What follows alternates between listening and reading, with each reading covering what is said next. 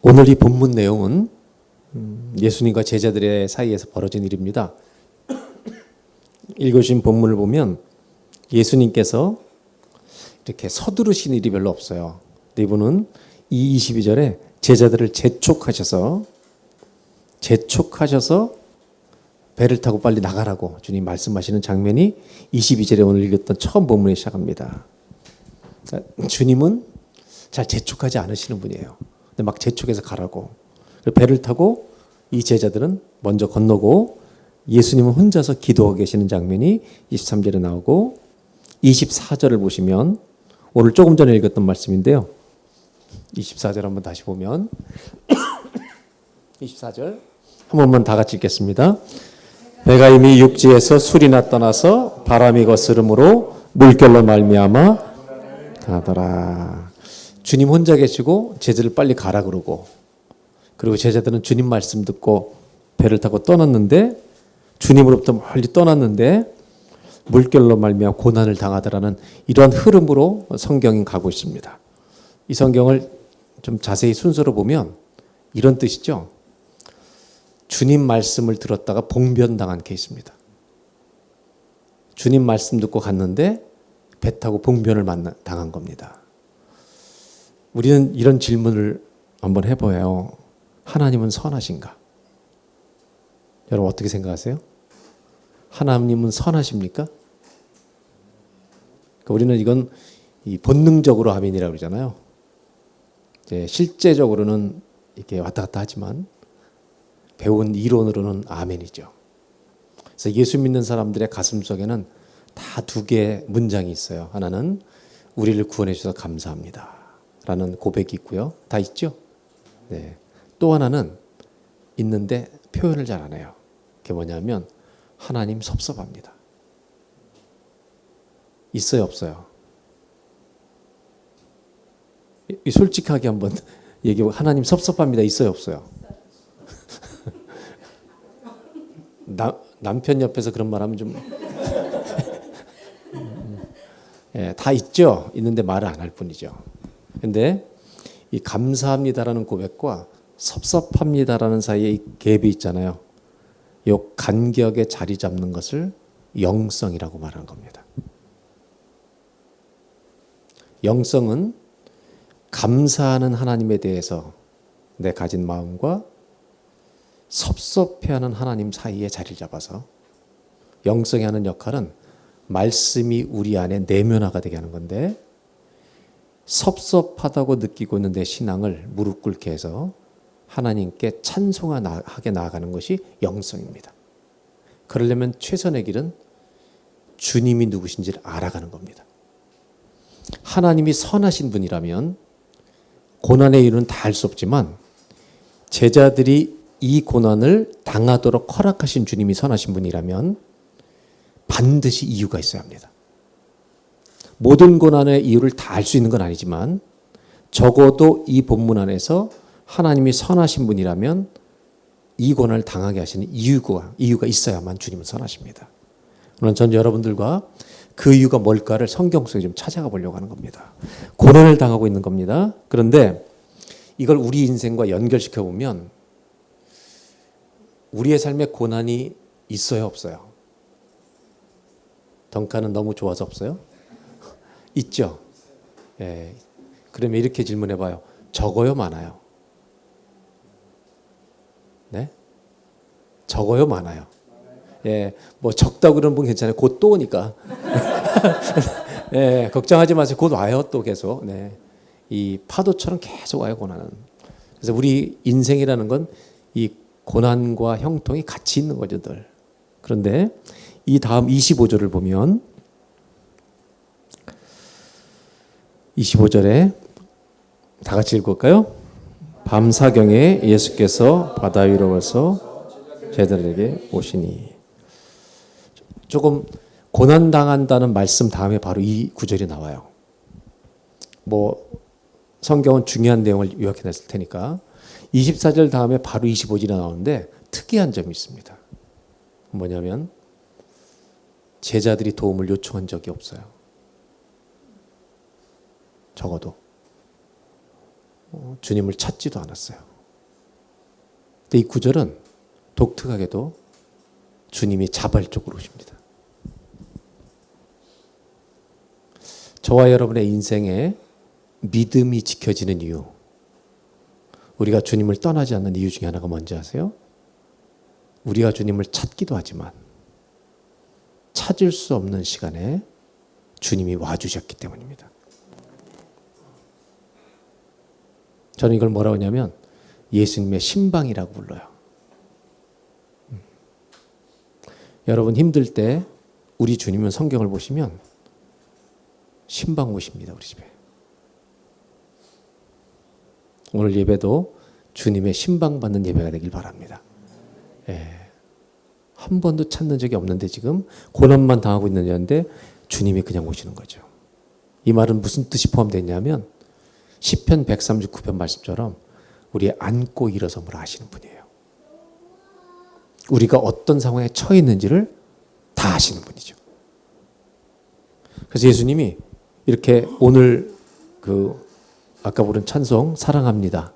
그 찬송처럼 이 주님이 여리고로 통과하실 때 누가복음 보면 19장에 삭개오가 주님 만나고 싶어 뽕나무로 올라가 앉았잖아요.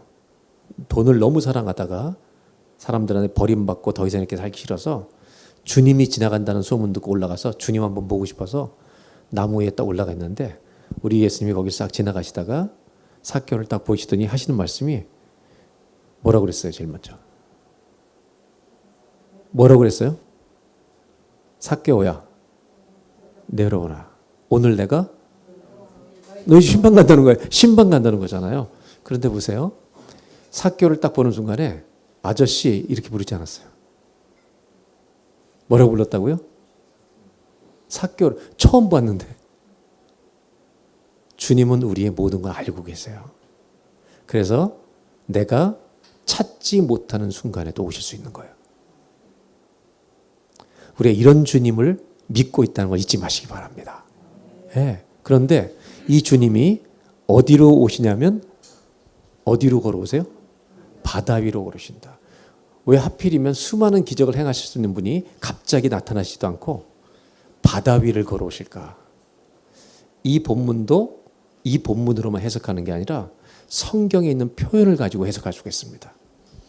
요한계시록에는 하나님의 예수 그리스도의 다시 오시는 그날 하나님 나라의 완성과 함께 벌어질 일들을 예고하고 있습니다. 주님이 다시 오시기 전에 얼마나 영적 전쟁이 여기 치열하게 벌어지는지 허락된 시간 동안 사단과 전쟁이 일어나는데 사단의 특징이 뭐냐면요. 하나님을 흉내내는 겁니다. 하나님을 흉내내는 이야기가 사탄의 이야기입니다.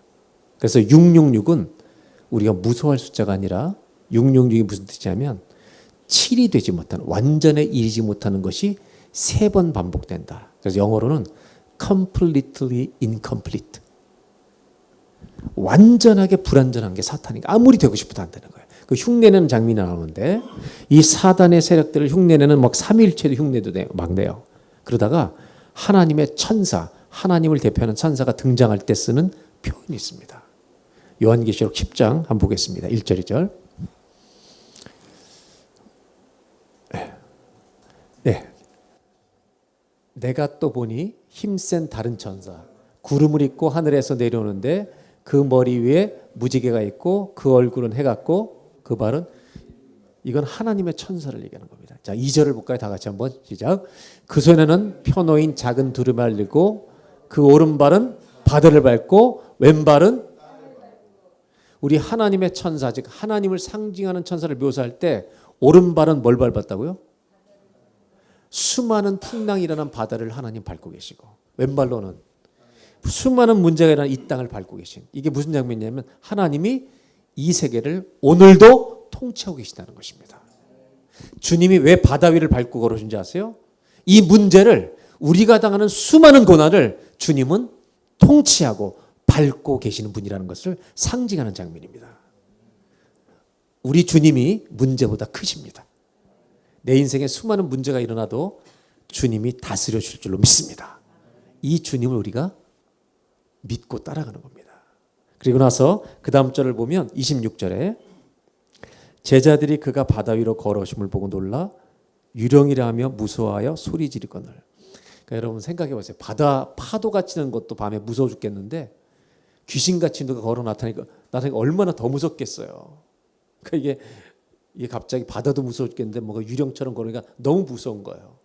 그때 제자들이 26절 무서운 소리 지르는데 27절에 다 같이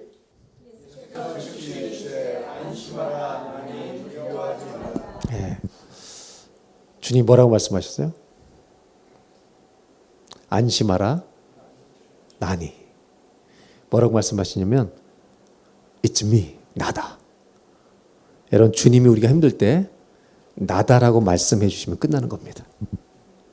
아멘. 나다. 주님이 이렇게 말씀하시면 끝나는 거예요. 신방 오셔서 나다. 이러면 끝나는 겁니다. 나니 두려워하지 말라.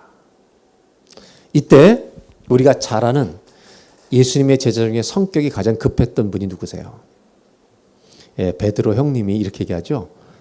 정말 주님이시면 나를 바다 위로 걷게 해달라고. 그래서 주님이 오라 그러세요. 오라고 하자마자 베드로가 바다 위를 걷습니다. 여러분 세상에서 무리를 걸어본 사람은 베드로밖에 없어요. 걷습니다. 걷는데 갑자기 오라 해서 걷다가 파도를 보고 놀라서 보는 순간 바다 속에 쑥 빠져갑니다. 그때 베드로가 소리치면서 하는 말이 주여 나를 구원하소서. 도와달라고 말합니다.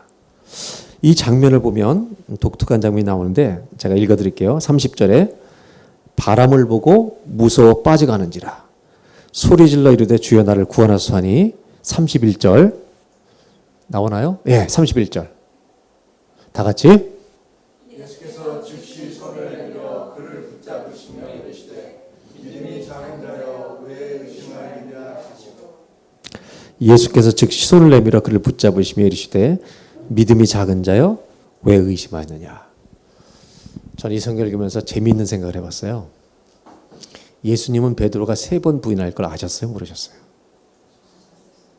알고 계셨어요. 그러면 제가 만약 주님이라면 물에 빠진 베드로가 살려달라고 할 때 이놈이 3번이나 부인할 건데 이걸 바로 건져 물을 좀 먹이고 건져. 이런 고민을 잠깐은 저는 했을 것 같아요. 이 성경에 제가 은혜가 되는 건 뭐냐면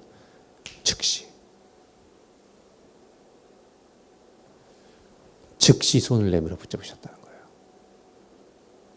재미있기도 하지만 의아하기도 하죠. 분명히 3번 부인할 사람인데 그것도 욕하고 저주하며. 근데 주님은 왜 이 사람을 그 물속에서 즉시 건져줄까?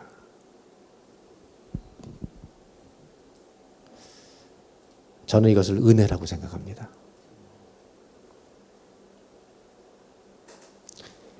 부족한 우리를 붙들어 주지 않으면 주님께 남아있을 수가 없는 게 우리들입니다. 전 이 장면을 어떻게 생각하냐면 물에서 건지기 위해서 손을 즉시 붙든 손만 붙들어 주셨다고 생각하는 게 아니라 베드로의 인생 전체를 붙들고 계신 주님을 오늘 볼 수 있기를 바랍니다. 저는 우리 인생 전체를 붙들어 주길 바라요. 우리 주님은 잠깐 붙들어 주지 않으세요. 인생 전체 동안 붙들어 주세요. 그리고 더 놀라운 사실은 우리가 다 부족하고 쓰러질 때가 있잖아요, 신앙이. 근데 쓰러지는 우리를 붙들어 주시는 은혜가 없으면 절대로 우리는 믿음 끝까지 못 지킵니다. 수없이 붙들어 주신 거예요, 우리를. 근데 더 놀라운 사실은 3번 부인할 베드로만 보신 게 아니라 사도행전 이후에 순교할 베드로까지 보신 거예요. 할렐루야. 우리가 비실비실해 보이지만 언젠가 주님 위해서 한번 역사하고 자기를 드릴 거를 알고 계신 거예요. 아멘입니까? 옆 사람에게 이런 소망을 가지고 인사 한번 하시기 바랍니다. 주님은 당신을 알아보십니다. 한번 인사해 볼까요? 예. 뭘 알아보시냐면 언젠가 주님 위해 자기를 드릴 걸 알고 계시는 거예요. 그것이 멀리가 아니길 바랍니다. 오늘부터 시작되길 바랍니다. 저는 이 말씀에서 이런 생각을 해요.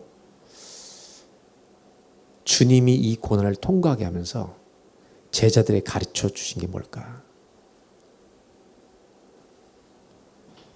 내가 너희를 알고 있다.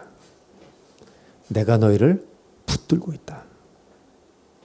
붙들으신 은혜 때문에 우리의 믿음의 길은 주님 앞에 설 때까지 넘어질 때도 있지만 지키고 주님 앞에 설 때까지 이 믿음이 역사할 줄로 믿습니다. 그래서 베드로는요, 건짐을 받습니다. 근데 그 다음에 보시면 이런 말씀이 나와요. 32절에 다 같이 한번 32절 없어요? 없어요? 네, 저를 따라하세요. 배에 함께 오르매 바람이 그치는지라. 바람이 그치는지라. 이제 배에 오르니까 바람이 그친 거예요. 이제 예수님이 제자들과 같이 와서 배에 올랐더니 바람이 이제 그친 거예요. 주님이 또 하나 가르쳐 주고 싶은 게 있는 겁니다. 여러분, 바다에는 뭐가 제일 필요하고 안전하냐면 배입니다. 맞죠? 이 바다를 여기 배 타고 나갈 때는 페리 타고 다니잖아요. 매일 배에 감사하셔야 돼요. 그런데 이 성경을 통해서 하나님이 가르치신 아주 중요한 두 번째 교훈이 있는데 그건 뭐냐면 바다는 배로 건너는 게 아니라는 겁니다. 왜? 풍랑이 만나면 안 되는 거예요. 제가 작년에 왔을 때 어떤 일이 있었는지 아세요? 배가 캔슬된 겁니다. 페리가 돌아가는 날. 여러분 파도가 심해서 배가 캔슬될 수 있지만 기계 문제 때문에 캔슬됐어요. 그때 저는 돌아가야 되는데 반드시 갈 길이 없어가지고 우리 상원성 여사님 때문에 어디죠? 솔트레이크 그쪽 가는 솔트스프링 아일랜드 페리 타고 같이 갔다가 거기서 가는 배를 타고 기가 막히게 넘어갔어요. 자, 이 얘기를 드리는 이유가 뭐냐면 아무리 배가 있어도 풍랑이 세면 깨집니다. 맞죠? 무슨 얘기냐면 배가 풍랑이 세면 배의 기능을 못합니다. 지금 옆 본문이 그렇습니다. 자, 남자분들한테 물어볼게요. 아버지가 문제가 많아지면 아버지의 기능을 못할 때가 있어요. 아빠 노릇을 못하는 겁니다. 있어요, 없어요? 화가 치밀어 오르면 애가 되는 겁니다. 사업이 망하면 아빠 노릇을 못하는 겁니다. 엄마가 엄마 역할을 못할 때가 있습니다. 배는 바다를 건너게 하는 도구입니다. 그들은 배를 타고 늘 다녔습니다. 이 고난을 통해서 하나님이 가르쳐 주는 게 있습니다. 고난의 바다는, 고난의 인생은 차로 배로 건너는 게 아니다. 너무 신기한 일이에요. 뭐냐면 배가 있는데 주님이 그 배에 오르심에 배가 바람이 그치는지라. 배가 배의 기능을 하려면 아버지가 아버지 역할을 하려면 어머니가 어머니 역할을 하려면 자식이 자식 역할을 하려면 주님이 동행하셔야 됩니다. 그 배에 타셔야 합니다. 여러분, 고난의 바다는, 광야 같은 인생은 주님과 함께 건너는 줄로 믿습니다. 이것을 제자들에게 주님은 가르쳐 주신 겁니다. 하나님이 우리와 함께 하실 때 고난의 바다를 건너게 될 줄로 믿습니다. 많은 사람들이 여유가 있게 되면 이걸로 모든 게 될 줄 압니다.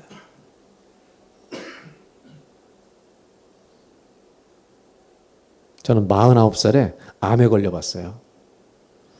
암에 걸리니까 모든 게 중단돼요. 목회도 중단, 목사 역할도 못하는 거예요. 그때 깨달은 게 뭔지 아세요? 죽을 준비가 안 돼 있다는 거예요. 저는 우리 교인들하고 늘 얘기해요. 죽을 준비 좀 하고 살자. 제발.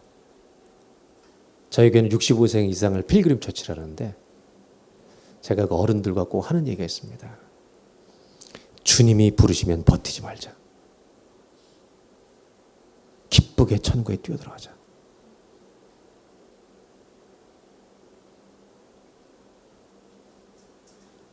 믿음이 있다는 게 뭐예요? 주님이 주신 생명을 살다가 부르면 가는 것이지. 주님과 동행하는 사람의 인생은 풍랑이 있습니다. 그런데 풍랑이 와도 건너게 될 줄로 믿습니다.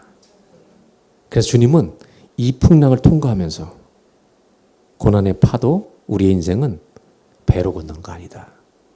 돈으로 건너는 거 아니다.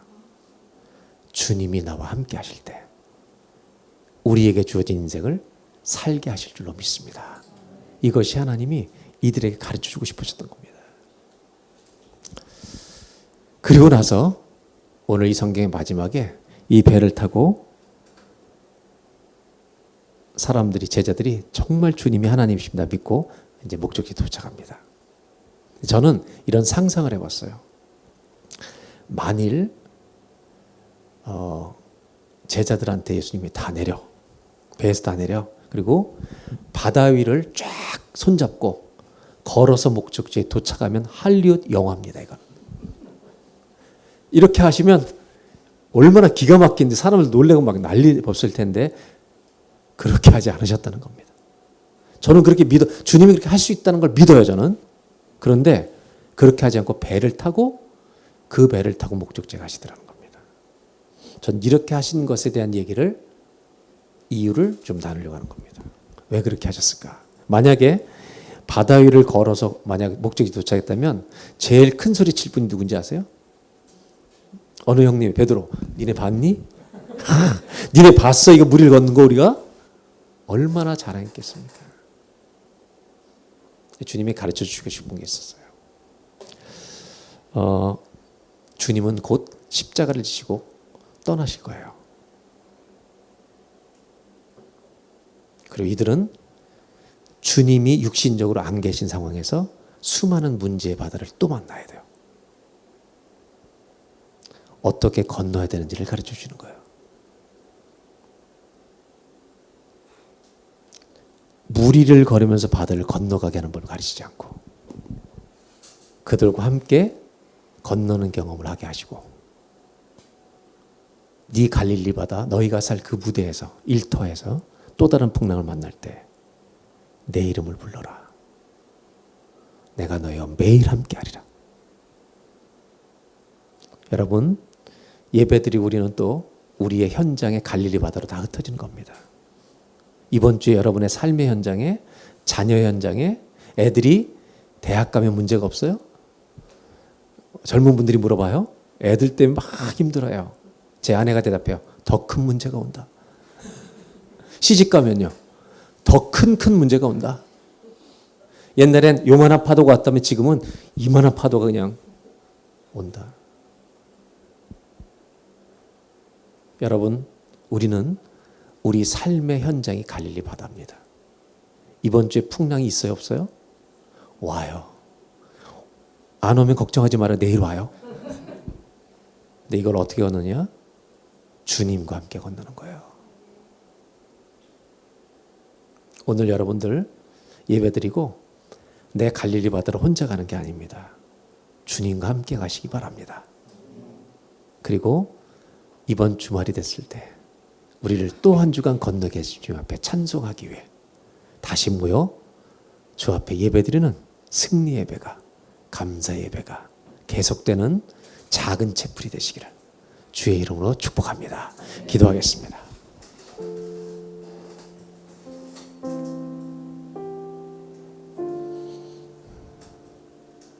예수님은 제자들에게 재촉해서 바다로 가라고 하셨습니다. 건너가라고. 그 말씀 듣고 갔다가 풍랑을 만납니다. 두려워 떨고 있을 때 주님이 스스로 바다 위로 걸어오십니다. 히브리서 13장에 있는 말씀처럼 예수 그리스도는 어제나 오늘이나 영원토록 동일하신 분이십니다. 그래서 오늘 우리가 다 같이 잠시 기도하기를 원합니다. 주님, 풍랑을 종종 만납니다. 그런데 주님, 감사한 것은 소리칠 때 응답해 주셔서도 감사하지만 기도할 힘이 없을 때, 때론 게을러, 때론 지쳐있을 때 주님이 우리가 부탁하지 않았을 때도 걸어오실 때가 있다는 것을 깨닫게 하시니 감사합니다.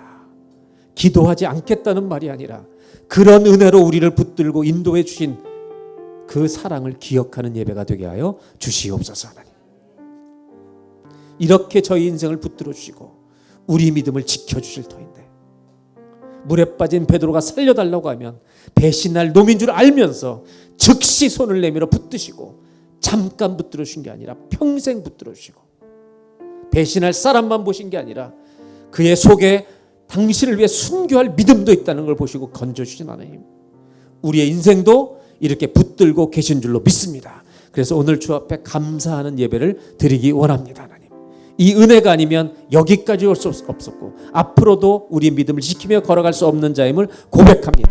하나님 도와주시옵소서. 믿음의 회복을 허락하여 주시옵소서. 그 은혜 가운데 있음을 알게 하여 주시옵소서. 그리고 배에 오르셨을 때 바람이 그치는지라, 배가 배 역할을 하려면, 한 사람이 사람 역할을 하려면 주님이 우리 인생에 오셔야 합니다. 그래서 이런 기도를 드리십시다. 주님, 제 안에 중심에 앉으십시오. 그래야 아빠 역할을 합니다. 내가 엄마 역할을 합니다. 내가 자녀 노릇을 제대로 할 수 있습니다. 하나님, 주님 없이 사는 비참한 인생 되지 않게 하여 주시고, 주님 모시고 배가 배 역할을 다시 감당할 수 있도록, 하나님의 자녀가 하나님의 자녀 역할 잘 감당하며 이 권을 헤쳐나가는 하나님의 신앙인이 될 수 있도록 주여 도와주시옵소서.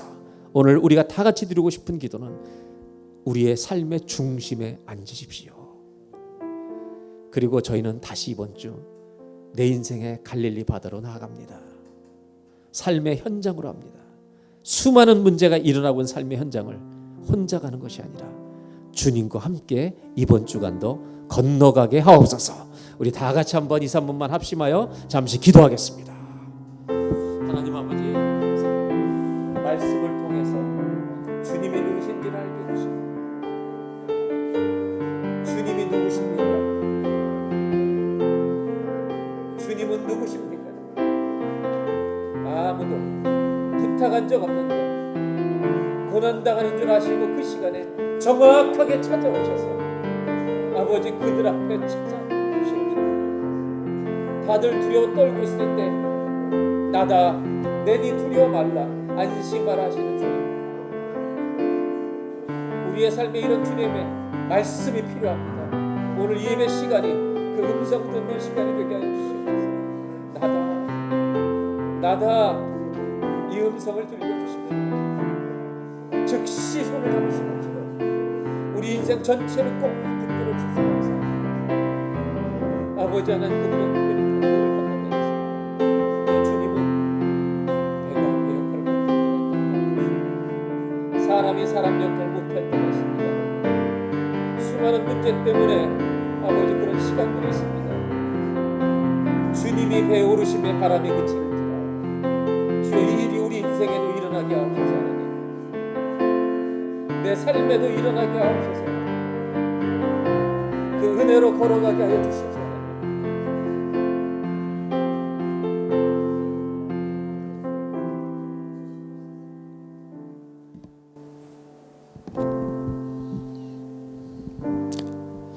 하나님, 우리가 신앙생활하면서 감정이나 추측으로 신앙생활하지 않게 하시고 말씀을 믿는 믿음으로 신앙생활할 수 있도록 도와주시기를 원합니다.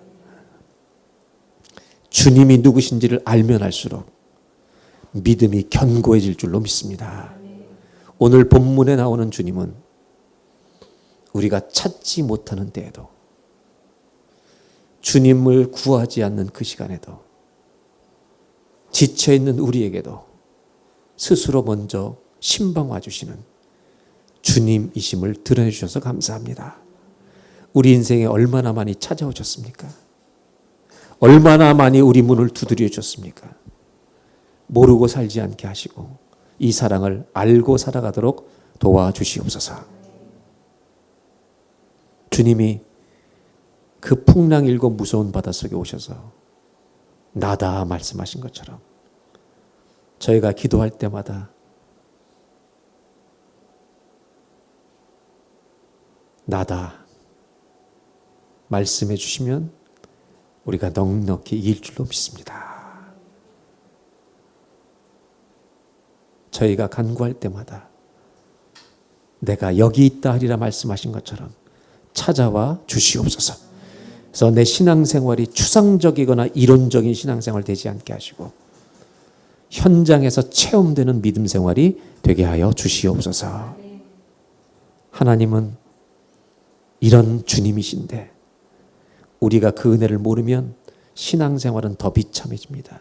그러나 알수록 풍성해질 줄로 믿사오니 이 던칸에 모여서 오늘 예배하는 이 공동체 안에 우리 주님이 왕으로 좌정하여 주시옵소서. 주님이 배에 오르심에 바람이 그치는지라. 예수님은 바다를 배로 건너는 게 아니라는 것을 가르쳐 주십니다. 주님과 함께 건너는 것이다. 우리 모두 신앙의 인생의 여정을 걸어가는 동안 주님과 동행함으로 광야 같은 풍랑 있는 바다 같은 인생을 걸어가는 법을 배우게 하여 주시옵소서. 주님 간절히 기도합니다. 저의 인생이라는 배에 타시고 중심에 앉으시고 저희의 인생과 가정과 모든 것을 다스려 주시옵소서. 주님은 바다 위로 걸어서 건너가지 않게 하시고 우리가 또 살아가야 될 인생들이 있기 때문에 우리가 주님과 함께 이 고난의 광야를 잘 걸어갈 수 있도록 배에 오르고 목적지에 도착하십니다.